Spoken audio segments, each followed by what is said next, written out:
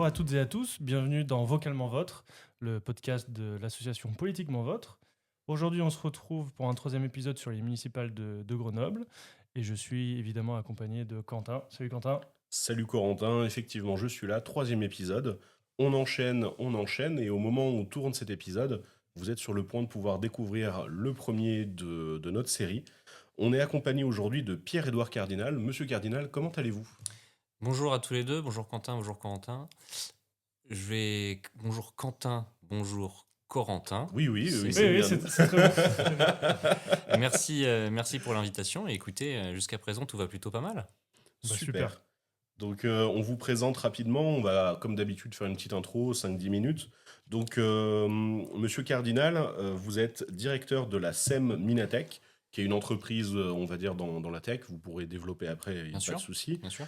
Parmi vos soutiens, dans la presse, on recense, excusez-moi, des soutiens assez variés, Place Publique, Renaissance et Horizon. Donc vous êtes plutôt candidat dans cette galaxie-là.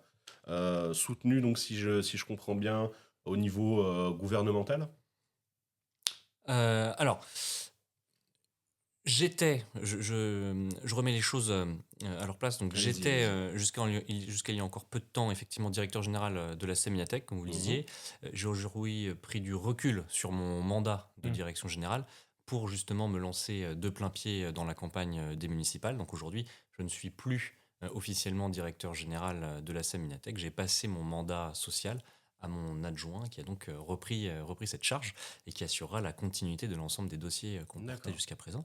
Et comme vous le disiez, la Saminatech, c'est une institution publique-privée qui est historique à Grenoble, qui est basée sur la presqu'île scientifique et qui a pour rôle d'accompagner les startups tout au long de leur développement, du brevet jusqu'à une phase Mm. d'industrialisation. Vous le rappeliez tout à l'heure, je suis soutenu par des personnalités publiques et politiques d'horizons très diverses, très variés.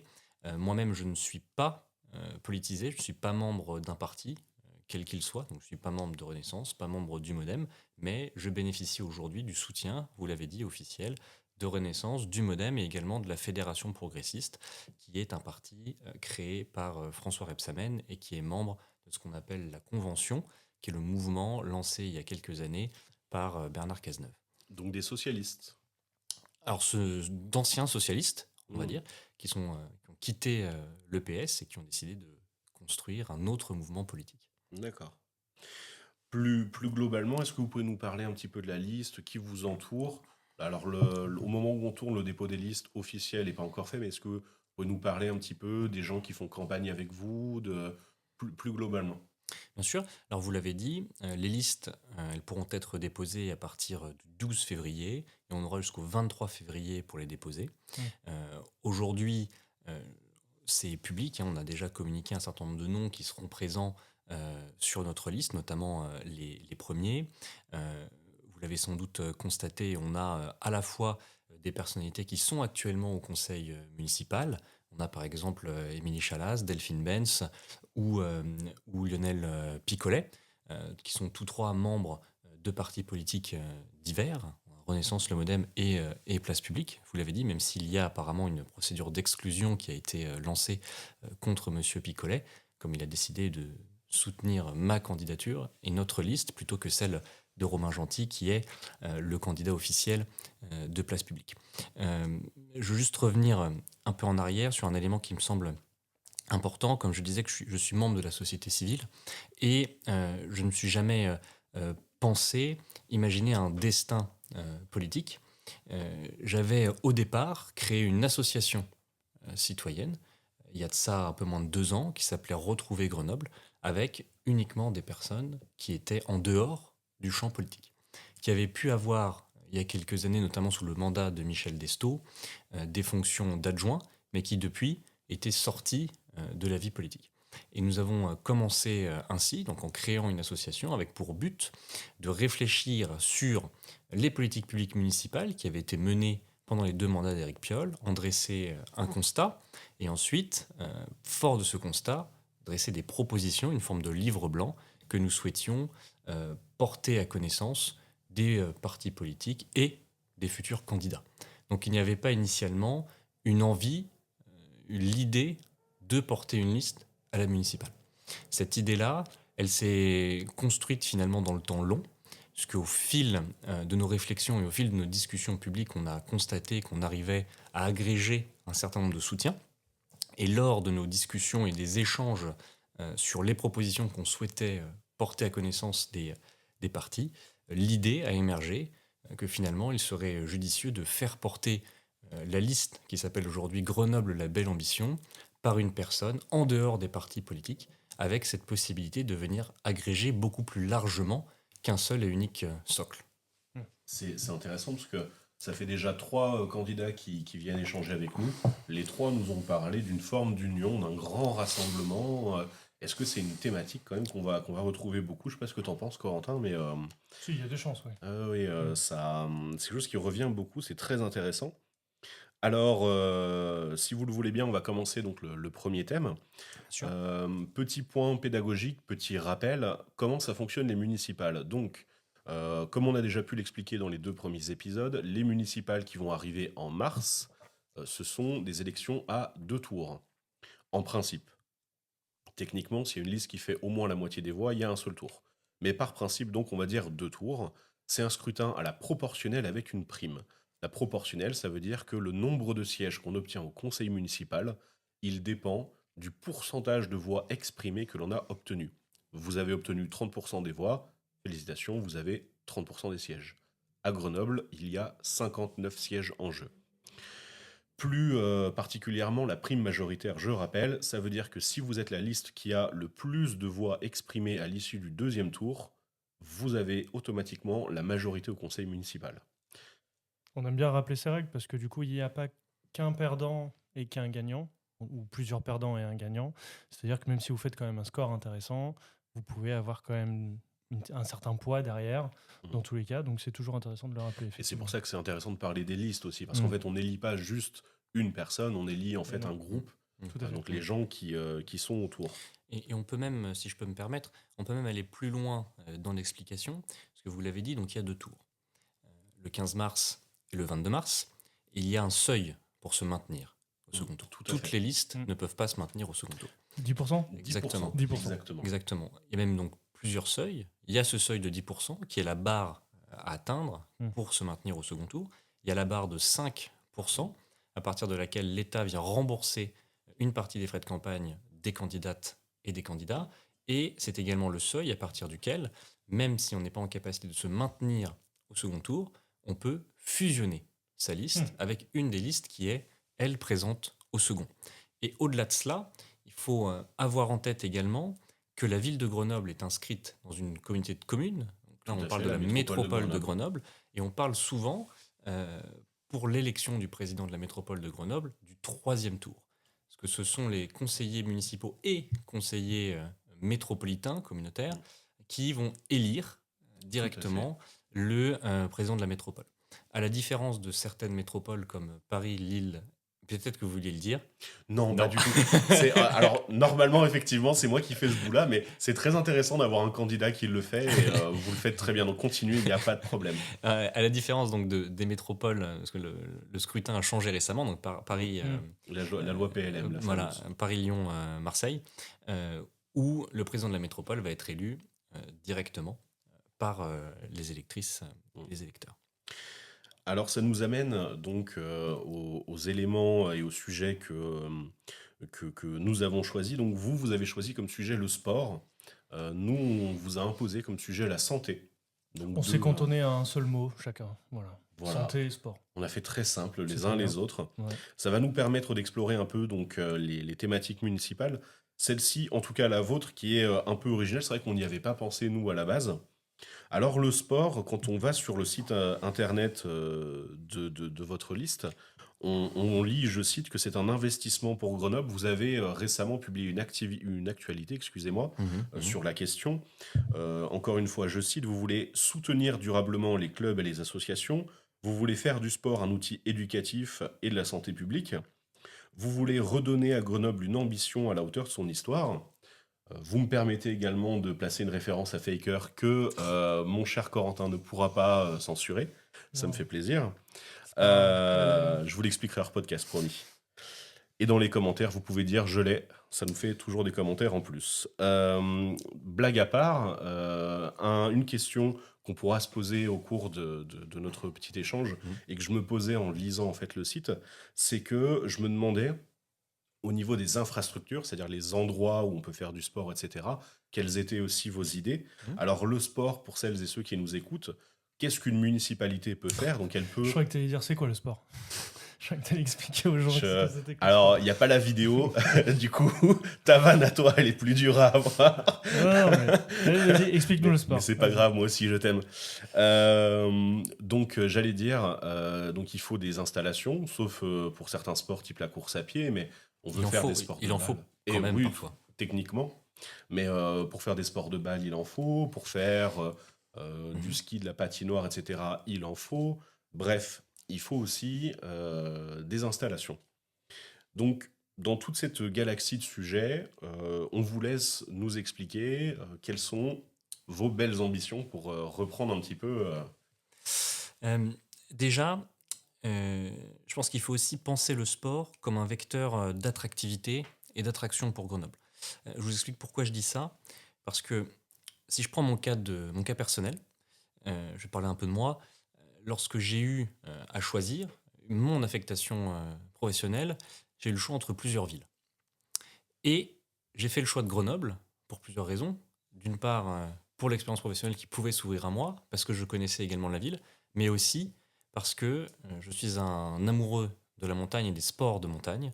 Et Mm. donc j'ai préféré venir à Grenoble plutôt que de remonter à Paris ou de descendre dans le sud et précisément à Montpellier. Paris était concurrent dans votre liste? Paris était concurrent dans ma liste. On peut savoir d'autres villes, par curiosité? Montpellier, Paris et Ok. Montpellier. Paris, Montpellier, Grenoble, et vous Voilà. avez choisi Et Grenoble. j'ai Grenoble représente Et à tous j'ai les choisi, Parisiens qui nous écoutent.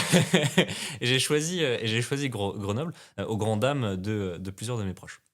Mais une des composantes de mon choix, ça a été cette dimension sportive. Grenoble, c'est par essence une ville sportive. Mm. Et il suffit de se promener dans la rue au quotidien pour s'en rendre compte. Mm. Il y a énormément de petites boutiques de sport, ce qui est de plus en plus rare aujourd'hui, en particulier avec les ventes en ligne. Pourtant, à Grenoble, on a toujours ça. On a des joggers par centaines.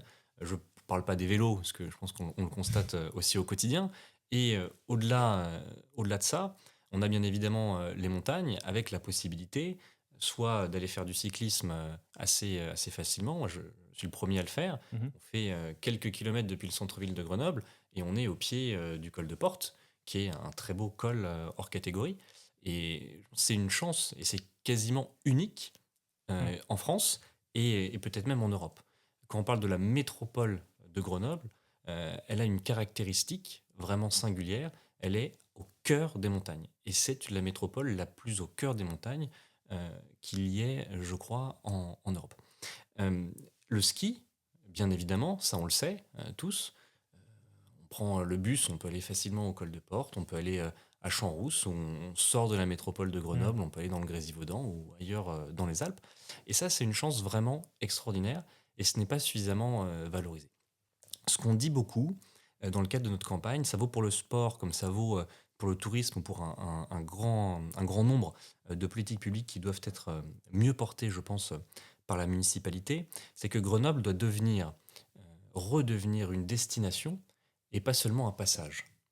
Aujourd'hui, Grenoble, pour beaucoup, c'est un point de passage. On y passe quand on va à la montagne, on s'y arrête faire des études et souvent on y repart. Mm. Et ça, pour moi, c'est dramatique. Et je sais qu'on parlera de la santé tout à l'heure et j'aurai l'occasion de revenir là-dessus. Donc le sport, c'est un vecteur d'attractivité et c'est un pouvoir d'attraction assez fort. Vous pensez qu'elle a perdu de sa superbe sur le thème du sport, Grenoble, actuellement? Bah, je pense oui, bien évidemment. Et je reviendrai sur les équipements tout à l'heure, parce que c'est un exemple assez frappant. Et pour parler de ça, je pense que le premier exemple, c'est l'olympisme. Mm. Grenoble, c'est la ville olympique par excellence. Bon, on a eu les JO à Paris maintenant, mais avant Paris, c'était Grenoble, 68. Et ça a grandement bénéficié au développement, notamment économique et au logement, sur la ville et sur la métropole de Grenoble. Mm. Et peu de gens le savent, mais les premiers Jeux olympiques avant les Jeux Olympiques, les premiers Jeux Olympiques de l'ère moderne qui sont en 1896. Avant ça, en 1832, on a eu ce qu'on appelle les Jeux Olympiques du Rondeau. Hmm. Il y a peu de gens qui le savent, Ok. mais avant ce qu'on considère comme les premiers Jeux, on a eu ça.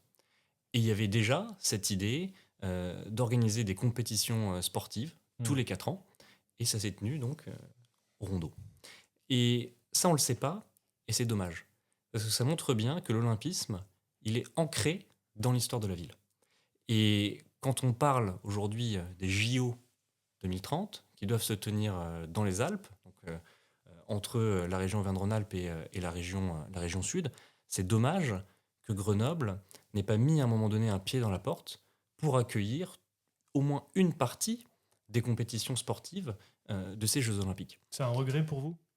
Ah, mais c'est pas que pour moi. Je pense que, Ouais. oui, à titre personnel, je veux dire, oui, c'est un regret. Mais je pense que c'est surtout regrettable pour le dynamisme de la ville et pour sa capacité à attirer des investissements, d'une part, parce que des Jeux Olympiques, ça veut dire aussi des investissements assez conséquents, qui sont portés, certes, par la commune, par la métropole, par la région, mais aussi par le comité olympique, et ça aurait pu bénéficier grandement à l'ensemble du territoire. Mais certains pourraient vous dire que c'est de l'investissement éphémère. Ça peut être de l'investissement éphémère, mais quand on regarde ce qui a été construit pendant les JO de 68, il y a un héritage qui est toujours présent aujourd'hui à Grenoble.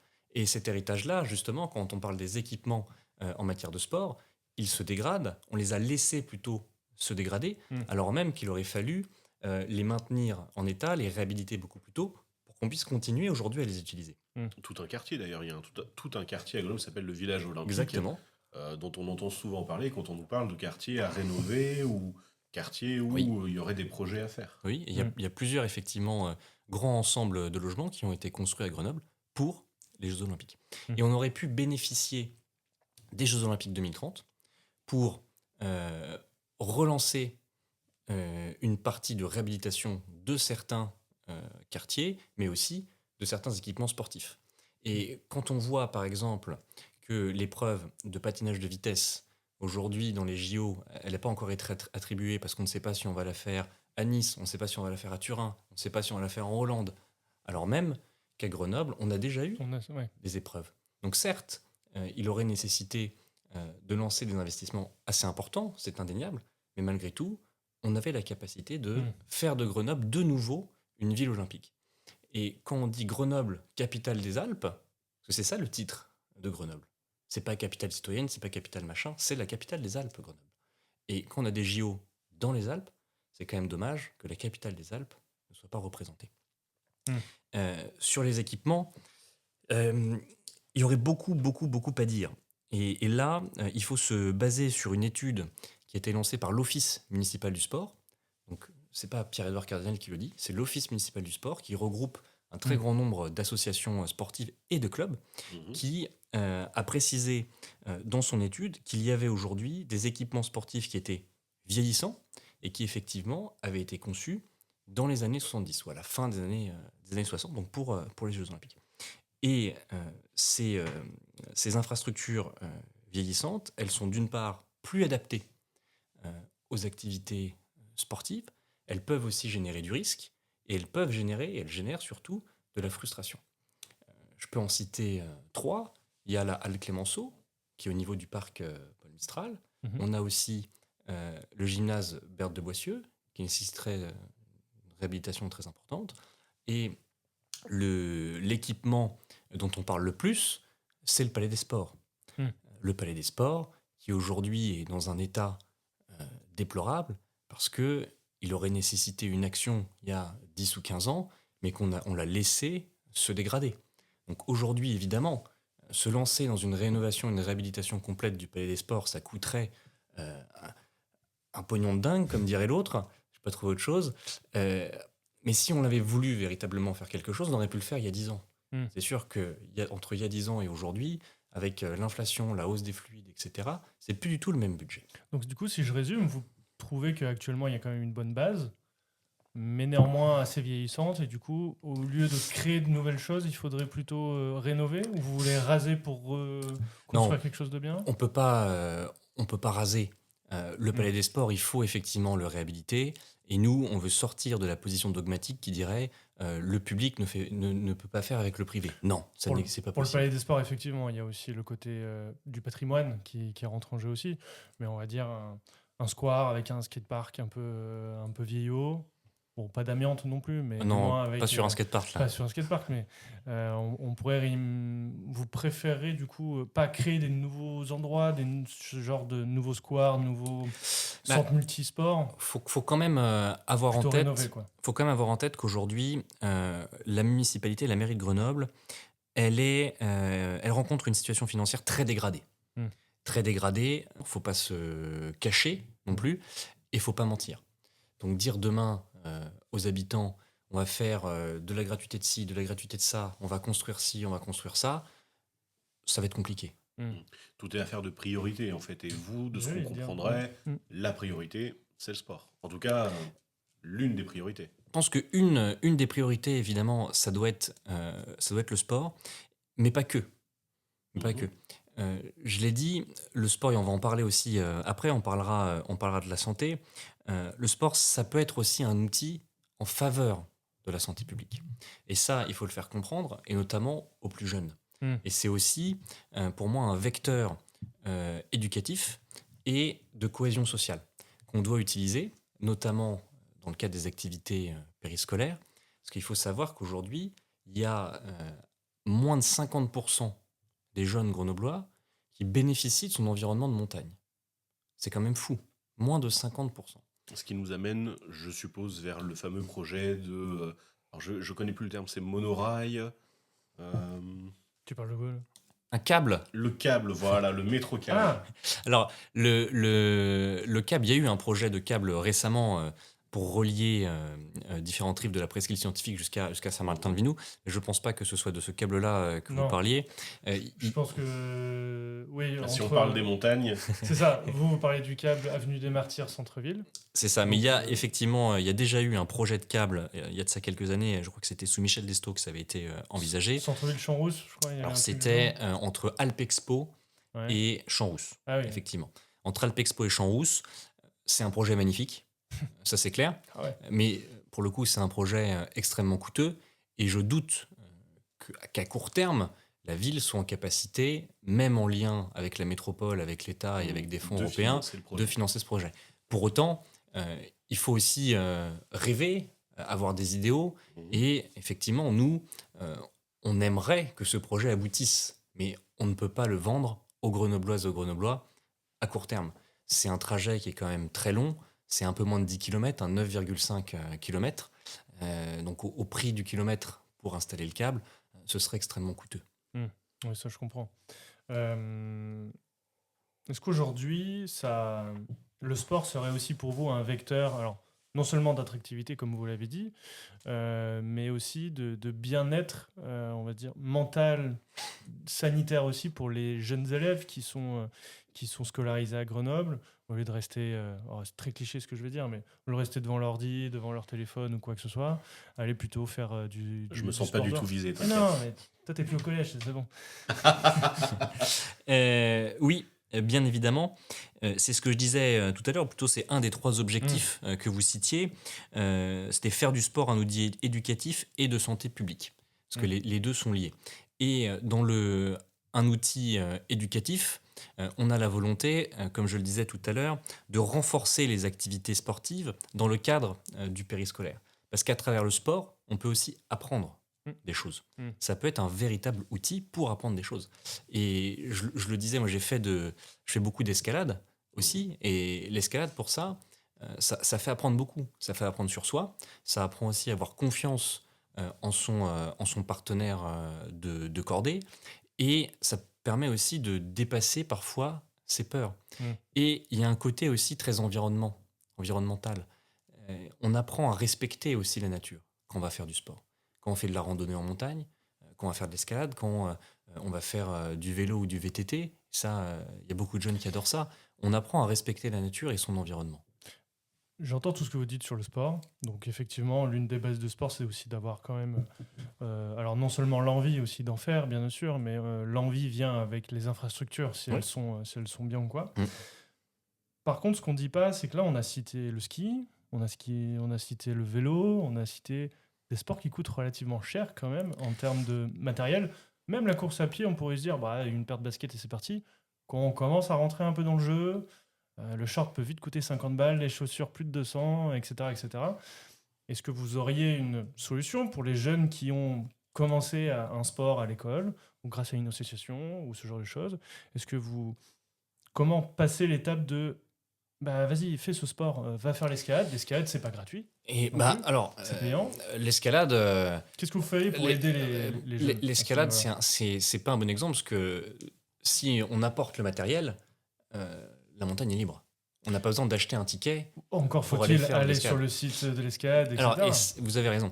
Et ça revient aussi à ce qu'on disait précédemment avec l'accès à la montagne pour les jeunes. Mm. Parce que beaucoup de jeunes ne vont pas à la montagne pour des raisons, vous l'avez dit, d'organisation ou des raisons financières. Et encore, l'escalade, pardon, mais boudrier, corde, mousqueton. J'ai dit en dehors du matériel. Ouais, voilà. En dehors du matériel. C'est une blinde, ça. En dehors du matériel. Mais, Ok. et ça, effectivement, c'est le rôle aujourd'hui qui peut être assigné aux associations Mm. sportives et aussi aux clubs. On a la possibilité, lorsqu'on est une famille qui connaît une situation de précarité, de bénéficier d'une tarification dégrevée dans le cadre d'une inscription dans un club de sport. Mm. Donc ça, c'est très bien. Ouais. C'est une très bonne chose que vous mentionnez ça. Dans votre programme, donc, vous parlez de soutenir durablement les clubs et les associations. Là, on est un peu en train de discuter de l'accessibilité du sport. Pour vous, l'accessibilité, c'est plutôt aider les associations à prendre des adhérents ou plutôt avoir la commune, la ville en elle-même qui envoie ou qui permet aux gens de faire du sport directement. La commune, elle doit accompagner les associations. Mhm. Les accompagner, les associations, ça veut dire bon, déjà leur donner les moyens d'eux. Et donner les moyens d'eux, il y a deux choses. Il y a à la fois des moyens financiers. Tout à fait. Donc là, ça passe par des subventions. Aujourd'hui, il y a beaucoup de subventions qui sont données par la mairie, qui sont faites sur des appels à projets, et pas uniquement sur des subventions de fonctionnement qui permettent au club justement de fonctionner au quotidien, d'acheter du matériel, etc. Et aussi, ce sont des subventions qui sont annuelles. Nous, ce qu'on propose, comme pour la culture d'ailleurs, c'est de revenir sur ce mode d'appel à projet et d'annualité pour proposer des subventions qui seraient pluriannuelles. Donc sur des durées sans doute entre 2 et 3 ans, selon les besoins, selon les projets également, pour permettre à l'ensemble de ces associations de voir venir et aussi d'être en capacité d'envisager l'avenir de façon beaucoup plus sereine. Donc ça, c'est un premier élément. Et il faut aussi que les associations sportives et les clubs de sport travaillent davantage avec les écoles primaires pour cette question du périscolaire et de la sortie. Et ça peut tout à fait être mis en place par l'intermédiaire de subventions pluriannuelles avec des conventions d'objectifs et de moyens dans lesquelles on viendrait indiquer ce point-là. Et pour en revenir aux différents sports, donc vous avez cité un certain nombre de choses, il y a aussi il y a d'autres sports. Il y a aussi la question de l'apprentissage de la natation, par exemple. Et ça, c'est un point très important aujourd'hui. Quand vous dites apprentissage de la natation, pardonnez-moi, c'est apprendre à nager? Le savoir nager. Ouais. Ouais. Le savoir nager, tout à fait. Et il y a très peu de piscines aujourd'hui à Grenoble. Depuis 2014, il y en a même 2 qui ont fermé au public. Oh, okay. Donc on a une raréfaction des équipements publics, des services, même des services publics de proximité au sens large.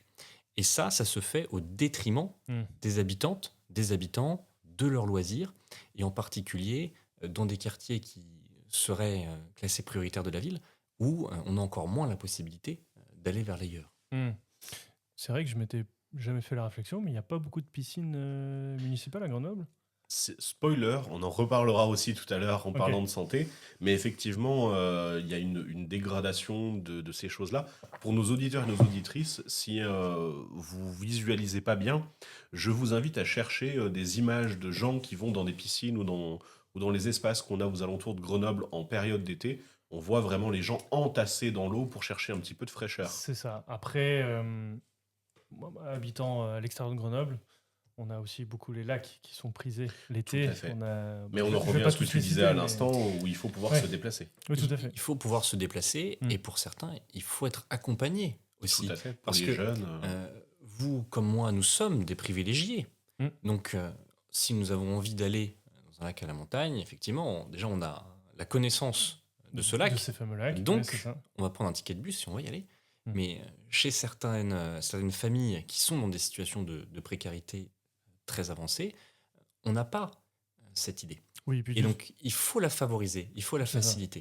Et puis de toute façon, c'est pas dans un lac qu'on apprendra à nager. Non plus. Enfin, c'est peut-être possible, hein, mais du moins, j'ai rarement vu des cours de natation dans un lac. Avec un peu moins de facilité Ouais. que dans une piscine, sans aucun doute. C'est ça, Si exactement. j'avais une référence d'un vieux film, je te dirais, tu prends le gamin, tu le jettes à l'eau, là, et il nage tout seul.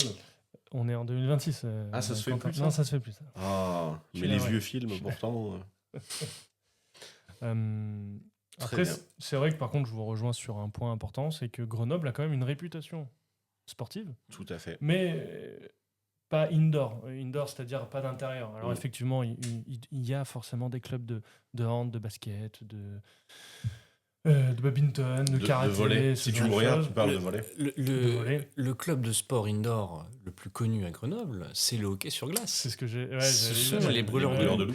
Et ça, c'est un élément qui ne revient pas suffisamment non plus dans la communication sportive et dans la valorisation de la ville. Mhm. C'est qu'on est une ville avec un sport d'excellence. Et c'est pas un gros mot de dire ça. Oui, parce qu'on que est Non, le bien meilleur. sûr. On est les meilleurs, mais aussi le sport d'excellence, il peut venir aider à mailler Mm. le territoire grenoblois et à attirer aussi vers le sport.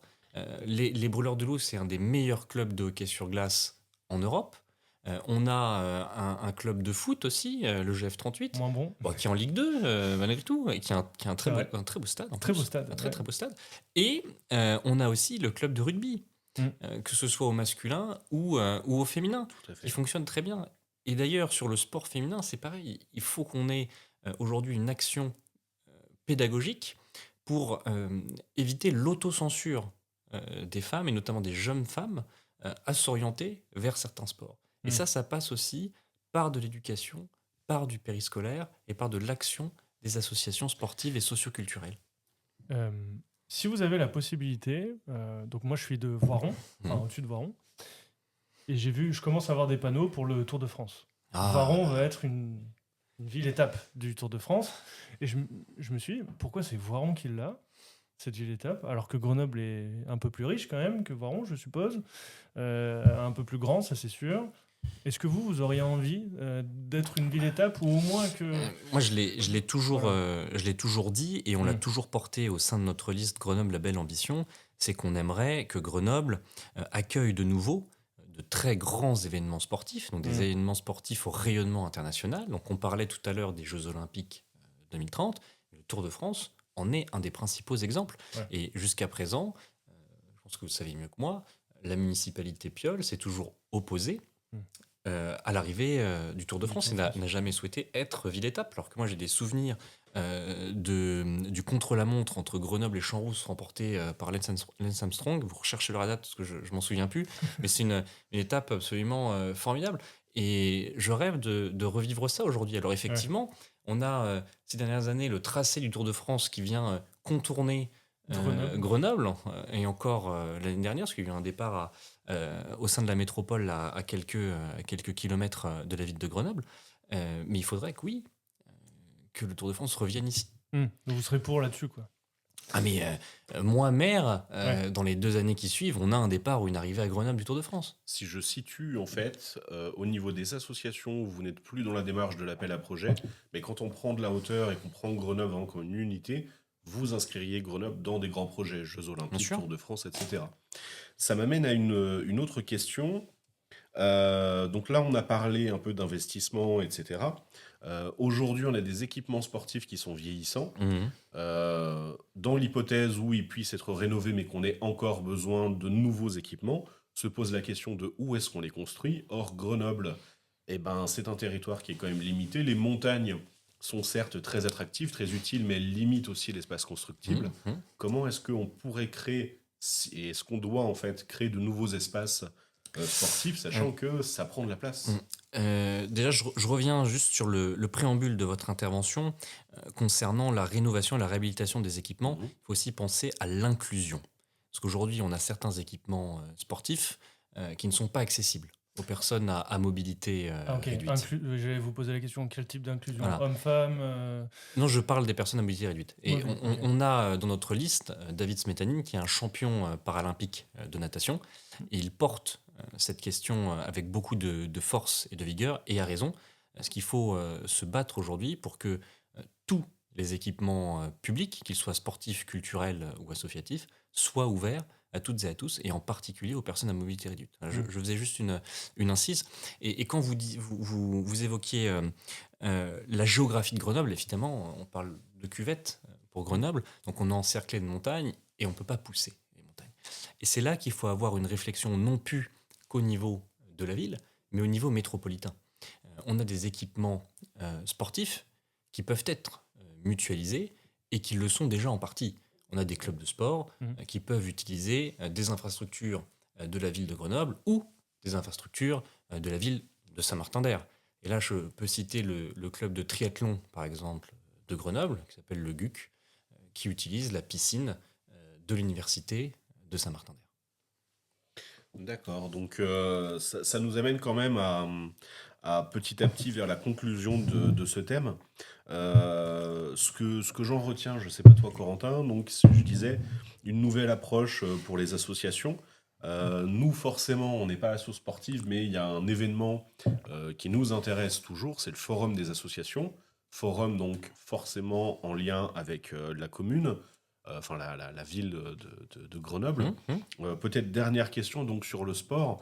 Est-ce que ce type d'événement, ce type de communication, c'est quelque chose que vous continueriez, que vous modifieriez, vous Ah feriez oui, quoi là-dessus? le forum des associations, il faut évidemment le maintenir, Tout à fait. et il faut Ok. surtout qu'il y ait une communication la plus large possible et auprès du public le plus large possible. Parce que c'est là qu'on découvre quel type d'activité on peut faire. Moi, pareil, je vais citer un exemple personnel. J'ai un de mes neveux avec lequel je suis allé au forum des associations il y a encore un an ou deux, et il est tombé sur un stand qui parlait d'escrime. Alors que personne n'a jamais fait d'escrime chez moi. Il s'est dit, c'est génial, j'ai envie d'essayer ça. Mm. Et c'est comme ça aussi qu'on nourrit des vocations. Mais il faut que ce soit ouvert Mm. à tous, et que tous aient la possibilité D'en faire. d'y entrer. Et avec un peu de chance, vous pourrez retrouver tous et toutes politiquement votre Forum des assos cette année. On croise les doigts. Est-ce que vous voulez ajouter un dernier mot sur le thème du sport? Déjà que j'étais très content d'évoquer ce sujet, parce que c'est vrai qu'on a une campagne municipale qui est polarisée sur certaines thématiques, pour Tout à fait. pas les citer, et évoquer d'autres sujets qui sont très importants aussi pour les Grenobloises et les Grenoblois. Ça fait du bien. Si, dernière question peut-être. Quel sport il manquerait à Grenoble aujourd'hui? Parce qu'en fait, je réfléchissais. On peut tout faire là. Tu peux même faire de aujourd'hui. l'e-sport C'est ce maintenant. que ouais, mais Il y a- est-ce qu'on le rentre dans la catégorie du sport? Me à vous de regarde voir. pas avec ces terres-là. Je pense qu'on peut absolument tout faire à Grenoble. Ouais, je Et crois, hein. c'est ça qui est extraordinaire. On peut faire de l'aviron, on peut faire de la course à pied, on peut faire du foot, on peut faire du ski, on l'a dit, on peut faire du roller. Enfin, on peut faire tous les sports à Grenoble. Bah oui, je cherchais, mais oui, moi j'en avais pas Ah, trouvé. tu auras du mal à trouver un sport qu'on ne peut pas faire à Grenoble. Non, ouais. Donc c'est déjà bien. Il y a déjà une bonne base. Tout à fait. Ce qui nous amène tout naturellement vers le deuxième thème qui nous intéresse. Donc cette fois-ci, c'est un thème que nous, on vous a imposé. Peut-être dur, hein? Oui, en plus, c'est un thème qui n'est alors absolument pas central pour les Grenoblois et les Grenobloises. Pas du tout d'actualité parce qu'on a choisi la santé. Alors la santé, pareil, c'est un thème vraiment très large. On ne l'abordera que pendant une vingtaine de minutes, donc on ne pourra pas tout dire. On va essayer d'aller à l'essentiel. Je donne quelques petites informations et ensuite on parlera du sujet ensemble. Donc en cherchant sur Internet, on trouve une statistique assez intéressante et inquiétante, à savoir que d'ici à 2030, environ 50 000 Grenoblois pourraient se retrouver sans médecin traitant. Pour rappel, on a une population à Grenoble d'environ 160 000 habitants. Donc 50 000, ça fait grosso modo un tiers des habitants sans médecin traitant. C'est vraiment énorme, surtout quand on sait que le médecin traitant, c'est un peu le premier qui nous accompagne dans un parcours de soins. Par exemple, pour aller voir le pneumologue, je peux en témoigner, ou pour aller voir d'autres spécialistes. En moyenne, on a 6 médecins pour 1000 habitants à Grenoble. Pour se donner un ordre d'idée, c'est à peu près, toujours selon Internet, 8,7 au national et 9 et quelques au niveau départemental. De là à dire qu'on est dans un désert médical, je ne saurais pas le dire, mais ce que les statistiques nous disent, c'est qu'on manque de médecins. On manque de médecins, mais pas forcément d'équipements. Alors attention, les noms sont un peu trompeurs. Le CHU, le centre universitaire, le centre hospitalier universitaire de Grenoble, n'est pas à Grenoble, il est à La Tronche, qui se situe à côté de Grenoble. C'est une ville limitrophe. Voilà. Oui. Voilà. On a aussi un groupe mutualiste dont on aura sûrement l'occasion de parler, qui est dans une situation financière très difficile. S'il venait à disparaître, ça ferait encore moins d'activité médicale en ville. Et nous, on a eu la petite curiosité d'aller voir en fait sur le site internet de la municipalité qu'est-ce qu'il y a en fait, qu'est-ce qu'une commune elle fait comme activité dans la santé. Alors on n'a pas tout sélectionné parce que sinon l'épisode faisait 3 heures. Euh, Voici 4 activités qu'on a décidé d'aborder avec vous. La première, moi, elle m'intéresse particulièrement. C'est une thématique à laquelle je suis, excusez-moi, très sensible. C'est la vaccination. Il y a un centre de vaccination municipal. Ça, je ne le savais pas, mais il y a une vraie action en termes de santé à ce niveau-là. La deuxième, c'est la prévention des addictions. Alors, on ne va pas sur le thème évident aujourd'hui, mais on n'en est pas très loin, vous voyez, avec ce thème-là. La troisième, alors si vous avez eu ma vanne sur Faker tout à l'heure, vous n'en avez pas très besoin, c'est la santé sexuelle. Ça aussi, c'est une vanne. Et la dernière, c'est les fortes chaleurs. Pareil, on parlait de cuvette. Grenoble, il fait très chaud l'été. C'est une vraie problématique de santé publique et il y a des actions municipales à ce niveau-là. Donc voilà toutes les thématiques qu'on vous propose d'aborder en 20 minutes. Est-ce par quel bout est-ce que vous voudriez commencer? Déjà par la loi. C'est pas mal. Je pense que c'est important. Je pense que c'est important. Bonne base. Déjà, la définition en fait de la santé telle qu'elle peut être, qu'elle peut être et qu'elle doit être envisagée par les politiques publiques. La santé, c'est à la fois un état physique, donc c'est un peu ce que vous disiez tout à l'heure, c'est aussi un état mental, ça faut pas l'oublier. La santé mentale aujourd'hui, c'est un énorme enjeu des politiques publiques de santé, et notamment chez les jeunes. Et il y a un versant aussi social. Et il ne faut pas non plus l'oublier. Les délégations de compétences sur la santé publique, elles sont rappelées dans le code de santé publique et elles relèvent de l'État, normalement. La santé, c'est une politique régalienne parce qu'on doit avoir un accès équivalent à la santé partout sur le territoire. Donc, c'est censé être une politique de l'État. Pour autant, on a des collectivités territoriales qui peuvent aussi porter un certain nombre de missions en lien avec cette politique. Le département, principalement, pour la création notamment de maisons de santé et de maisons pluridisciplinaires de santé, pour la protection maternelle et la protection infantile. On a aussi la région, qui est un échelon territorial qui agit sur le financement des équipements de santé et sur l'aide à l'installation aussi de médecins.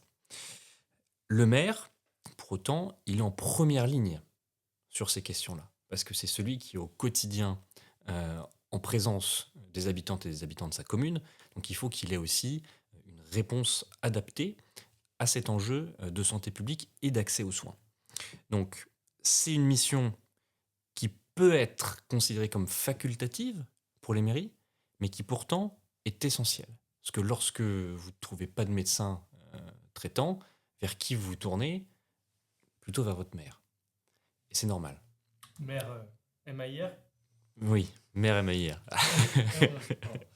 La phrase peut-être. Donc après avoir demandé à ce qu'on définisse le sport, tu nous demandes Corentin aujourd'hui Exact. Donc la mairie, elle peut faire beaucoup. Elle peut créer, elle peut financer des centres de santé, elle peut défendre aussi, on en reviendra tout à l'heure sur le GHM, des structures qui sont essentielles sur le territoire, mais qui sont en difficulté. Et elle a aussi le rôle, la mission, elle peut en tout cas mettre en place des politiques incitatives pour attirer les soignants. Parce que vous le disiez tout à l'heure, actuellement, il y a plus de 20 000 personnes qui sont sans médecin traitant.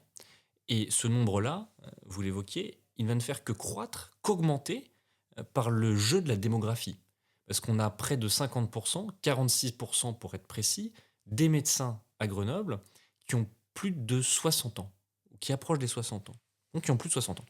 Donc, il va y avoir un effet générationnel avec le départ en retraite de ces médecins et une formation des médecins qui est longue et qui a été très longtemps enquistée par le numerus clausus. Et on ne va pas créer des générations de médecins en claquant des doigts. Et c'est 10 ans la formation d'un seul médecin. Exactement.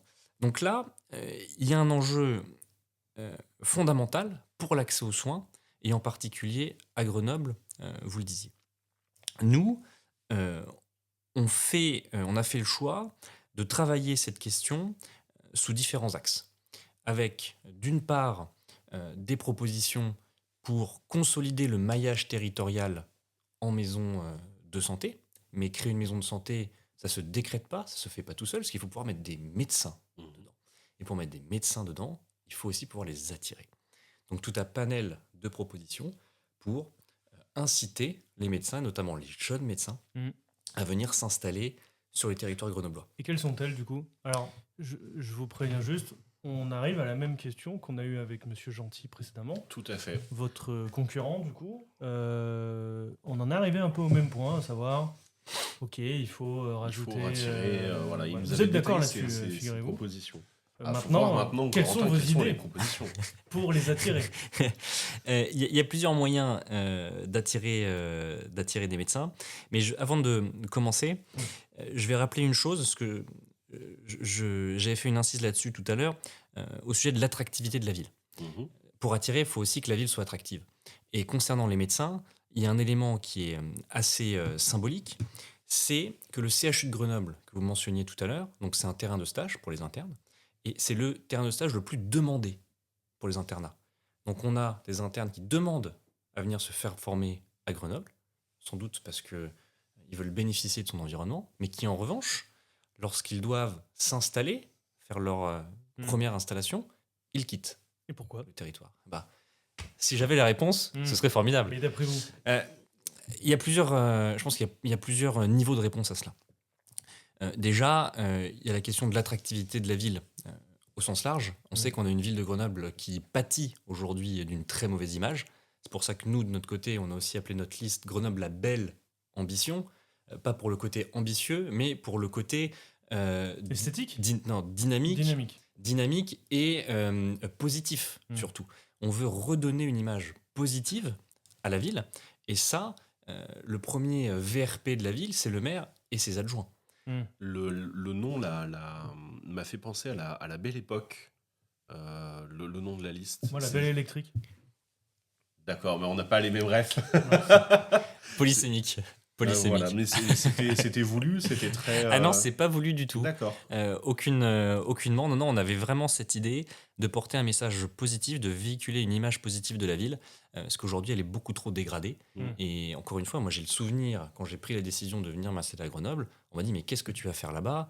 Grenoble, c'est l'insécurité, c'est le trafic de drogue, et la ville est sale. Pollution, je l'attendais. Ouais. Et il faut casser ça. Il faut casser ça. Et si on le casse, c'est déjà une première réponse. Si on a une ville extrêmement attractive, on aura davantage de gens qui souhaiteront aussi s'y installer. Ensuite, la deuxième réponse à votre question, c'est étant donné qu'on a une pénurie de médecins, c'est pas forcément très incitatif pour un jeune médecin parce qu'il sait très bien qu'il va se faire déborder. Et là, il y a une rupture générationnelle entre les médecins qui vont partir à la retraite et ceux qui prennent leur poste aujourd'hui, sur la manière de concevoir le travail de médecin. On a plus des jeunes médecins aujourd'hui qui vont faire des actes de 7h du matin à 20h. Ils ont envie d'être dans une structure avec des collègues, d'où la question de la maison de santé, des maisons pluridisciplinaires de santé. Ils ont envie d'avoir une vie familiale, une vie sociale, une vie sportive. Donc c'est plus du tout la même manière de concevoir le métier de médecin. Et c'est pour ça aussi qu'il en faudra davantage qu'auparavant. Donc ça, c'est le deuxième élément de réponse. Le troisième élément de réponse, c'est que le jeune médecin, il a l'embarras du choix, en fait, parce qu'il sait qu'il est attendu. Et là, il y a une forme de concurrence aussi qui se fait entre les différents territoires. Entre les municipalités. Municipalités ou même départements, enfin tous les échelons territoriaux, pour attirer ces jeunes médecins. Et là, il faut pouvoir proposer quelque chose. Donc il y a la question de l'attractivité de la ville, on l'a dit. Il y a l'ouverture de maisons de santé pluridisciplinaires. Et ensuite, nous, on souhaite mettre en place une sorte de guichet qui s'appellerait « S'installer à Grenoble simplement ». Si demain on a un jeune médecin, un jeune diplômé, qui souhaite venir s'installer à Grenoble, on aurait une équipe dédiée pour lui faciliter la vie, lui faciliter toutes les démarches. Trouver un local où s'installer, éventuellement participer au financement de la rénovation de ce local si c'est nécessaire, aider sa conjointe s'il est en couple ou son conjoint à trouver un travail, l'aider également à trouver une place en crèche, etc. etc. C'est le petit truc en plus qui ferait la différence. C'est le petit truc en plus qui peut faire une partie Une partie de la différence. Mmh. Mais il est évident que ça ne suffira pas. Mais c'est malgré tout un premier élément de la réponse. C'est comment on facilite l'arrivée de ces médecins à Grenoble. Ensuite, on peut aussi passer par une aide financière pour le recrutement d'un assistant ou d'une assistante administrative. Parce qu'aujourd'hui, on a des médecins qui sont submergés aussi par les tâches administratives et qui ont besoin d'être accompagnés. Donc la municipalité pourrait financer pour un groupement de médecins une assistante administrative qui leur permettrait de se focaliser uniquement sur les tâches médicales.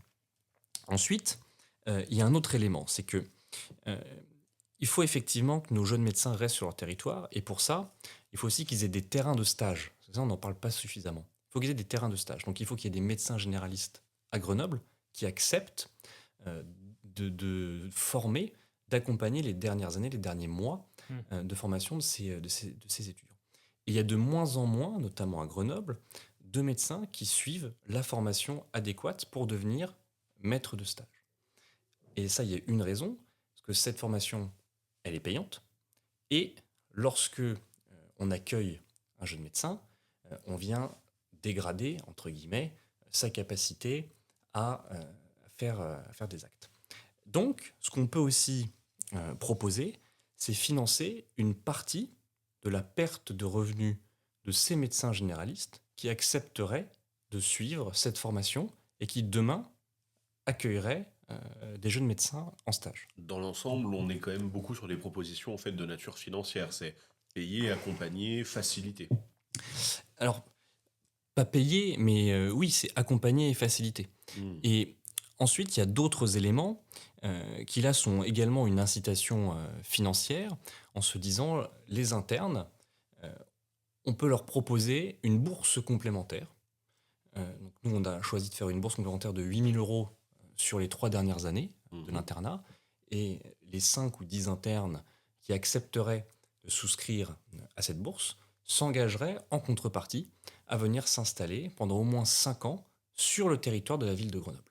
En faisant le pari qu'une fois ces 5 années expirées, qu'ils restent. Exactement. Ces jeunes médecins, ils sont en âge d'avoir fondé une famille, peut-être d'avoir des enfants, d'avoir noué des relations de proximité avec un certain nombre de Grenoblois. Donc, ils décident de rester sur le territoire grenoblois. Alors ça nous amène petit à petit vers le sujet du groupe mutualiste. On l'a évoqué en filigrane jusque-là. Le groupe mutualiste, donc, très rapidement pour nos auditeurs et nos auditrices, c'est une grosse structure de santé qui est en plein cœur de Grenoble et qui connaît un certain épisode de difficultés financières. Problème, si jamais la situation venait à progresser dans le même sens, on pourrait craindre sa fermeture, et donc ça poserait pas mal de soucis. Quel est votre point de vue sur la situation ? La perte de la clinique mutualiste, et en particulier la perte de son caractère non lucratif, parce que c'est un ESPIC, ce serait dramatique.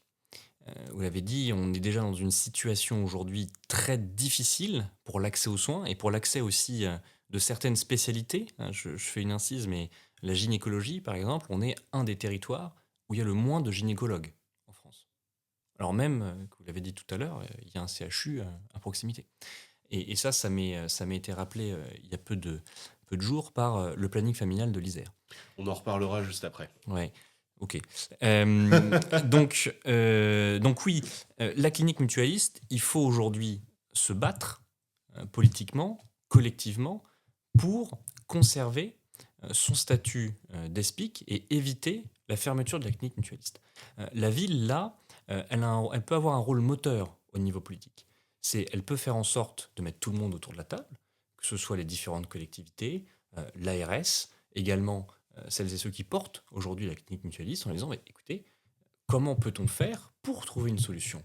ensemble. Et déjà ça, c'est mettre un premier pas dans la porte. Très bien. Vous avez mentionné le planning familial. Alors moi, j'ai fait une petite plaisanterie tout à l'heure sur la santé sexuelle, mais Oui. c'est le combat en fait du planning familial. Donc l'accès à la contraception, Oui. l'accès à la protection, donc via préservatif, contre le VIH et tout ce qui se transmet de cette manière. Le planning familial isérois, il est dans une situation également complexe. Très difficile, oui. Voilà, vous les avez rencontrés. Est-ce que vous pouvez nous en dire un petit peu plus, s'il vous plaît? Alors déjà, il faut quand même rappeler que sur le sujet du planning familial, Grenoble a été pionnier, parce que le premier planning familial à ouvrir en France, il a ouvert à Grenoble. C'est beau. C'est très beau. C'est très beau, mais c'est vrai qu'aujourd'hui, le planning familial vit des heures difficiles en raison de la baisse de certaines subventions, en tout cas de la stabilisation des subventions publiques que le planning familial obtient jusqu'à présent, avec des subventions qui manifestement n'ont pas évolué à la hausse depuis près de 10 ans. Mmh. Et lorsqu'on met en face de ça l'augmentation du coût de la vie, l'augmentation des fluides, on a un effet ciseau qui, de facto, vient pénaliser cette structure. C'est une structure qui touche aujourd'hui la compétence plutôt du département de l'Isère et qui est financée en partie par le département de l'Isère. La ville de Grenoble pourrait venir abonder la subvention du planning familial ou également faire le choix, dans le cadre de la mise à disposition de locaux, de prendre en charge les fluides. Je ne pense pas que ça représente une somme mirobolante pour la ville de Grenoble, qui a été pourtant assez dispendieuse ces dernières années sur des sujets de bien moindre importance. Là, on aurait la possibilité de venir apporter un vrai souffle à une structure qui mène pourtant une action assez fondamentale sur le territoire grenoblois et qui, en plus, vous l'avez dit, est historique. Ça nous amène petit à petit vers la fin de cet épisode, puisque ça fait bientôt 1 heure qu'on est ensemble. Moi, je vais vous poser une dernière question. On est à Grenoble, on l'a déjà dit, cuvette, en été, c'est une catastrophe, il fait super chaud. Oui. La municipalité met en place des actions donc, pour la lutte contre les fortes chaleurs, mais vous l'avez dit plus tôt, on a perdu 2 piscines depuis 2014. Qu'est-ce que vous feriez, qu'est-ce que vous mettriez en place? Est-ce qu'il faut de nouveaux équipements, de nouveaux centres de fraîcheur? Déjà, moi j'aimerais bien savoir ce que la ville a mis en place. Des arbres. Eh bah, Je crois qu'ils ont mis 2-3 arbres. pas beaucoup, parce que je pense que si on regarde précisément le solde entre les arbres qui ont été plantés et ceux qui ont été Arrachés. arrachés, je pense que le solde il doit être positif, mais sur 3 arbres. sur quoi. 15 Ouais. ans, il doit pas être très élevé. On n'a pas de chiffres à ce On niveau-là. n'a pas les nous, chiffres, on n'a donc, pas- on saurait pas vous dire. Déjà, on a effectivement une municipalité qui est censée être une municipalité écolo, donc qui se gargarise d'un certain nombre de choses, mais dans les faits, j'ai pas l'impression qu'il y a un grand nombre d'actions qui étaient portées jusqu'à présent. Qu'est-ce qu'il faut faire? Vous l'avez dit, il faut revégétaliser la Mhm. ville, une ville qui aujourd'hui est dense de par sa nature et qui pourrait être amenée aussi à se densifier encore. Mhm. Mais il faut limiter la bétonisation, donc accepter dans le cadre des futures constructions de venir plutôt verticaliser les bâtiments pour libérer de l'espace, et cet espace-là doit être végétalisé. Nous, on souhaite avoir une action, je vais citer trois actions. La première, elle est dans le cadre d'un très grand plan de réaménagement sur le parc Paul Mistral.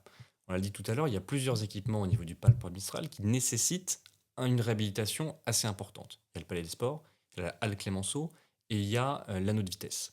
En plus de tout ça, on pourrait envisager venir réouvrir le Ver de Rais. Donc, le Ver de Rais, c'est un ruisseau qui part de Briangonne et qui qui au début du 19e siècle traversait la ville de Grenoble, qui pourrait amener un peu de fraîcheur. Donc je ne dis pas qu'on va venir débuser le Ver de Rais sur toute sa longueur, mais en revanche, au niveau du parc Paul Mistral, on aurait la possibilité de le faire ressortir et d'utiliser cette eau pour, par exemple, faire un miroir d'eau qui viendrait rafraîchir les habitantes et les habitants en période estivale. La deuxième chose, c'est la réalisation de cheminements piétons végétalisés et arborés.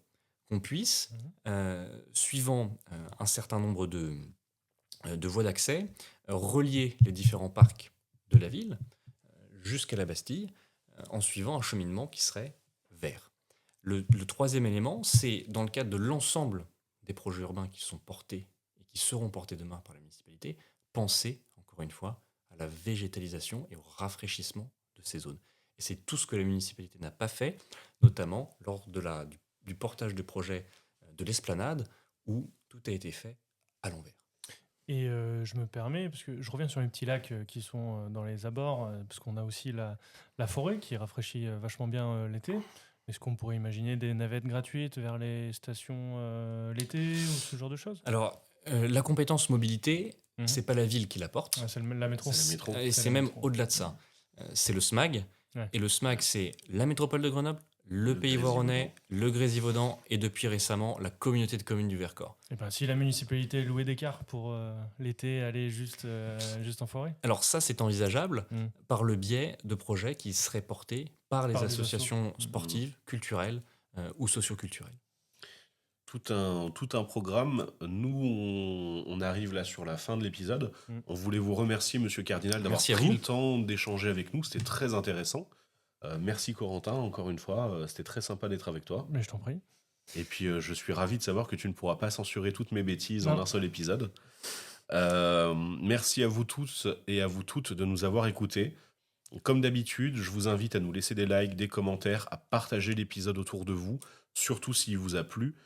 Si jamais vous avez des retours à nous faire, n'hésitez pas, qu'ils soient positifs ou négatifs, nous on le prend. Que ce soit des choses qui nous flattent ou nous permettent de nous améliorer. Dans les deux cas, on lit vos messages, on est vachement content et on cherche à faire toujours mieux. Les commentaires de flatterie sont plus rares, malheureusement, mais on prend quand C'est même pas tout vrai, ce qui ça. se passe. Il y a quasiment que ça, et tu le sais. Merci à vous. Merci encore. Merci à vous toutes et tous. Merci, Monsieur Cardinal. On Merci vous à souhaite tous. Bonne chance pour la suite. Merci beaucoup. Et voilà, comme dit Quentin, mettez un Bonne pouce journée. bleu, n'hésitez pas. Oui, bonne journée aussi, mais ça, c'est ce que je dis à la fin. Abonnez-vous, n'hésitez pas. Sur les plateformes de podcast, n'hésitez pas à mettre 5 étoiles, parce qu'on remonte un peu dans les stats comme ça, c'est plutôt bien. Donc, n'hésitez pas aussi à faire connaître autour de vous le podcast. Merci beaucoup, merci à tous, et puis à bientôt. À bientôt. À bientôt, merci.